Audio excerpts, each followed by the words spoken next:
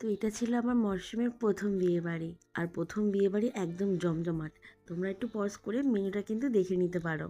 তো প্রথমেই পড়ে গেল গরম গরম ফিশ ফ্রাই। আর তোমরা কি দেখেছো কি সুন্দর কাঁসা থালায় এটা পদ্মপাতা পদ্মপাতায় উপর কি সুন্দর খেতে দিয়েছে, মানে পরিবেশন করেছে।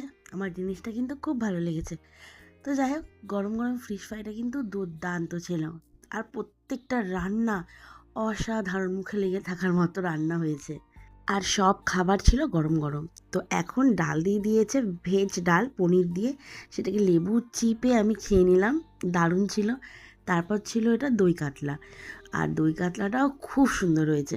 কিন্তু ফ্রাইড রাইসটা আমি খাইনি, কারণ আমি কোনো অনুষ্ঠান বাড়িতেই ফ্রাইড রাইস খাই না। আমার না, সে চিকেন বলো মাটন বলো, আমার যেন মনে হয় ভাতটা হচ্ছে বেস্ট। তো যাই হোক, মাটনটা আমি একদম কবজি ডুবিয়ে খেয়েছি যেটাকে বলে। আর মিষ্টি খাইনি, চাটনি পাঁপড় একটু ফ্রাই করেছি। তো তোমাদের কেমন লাগলো ভিডিওটা অবশ্যই জানিও।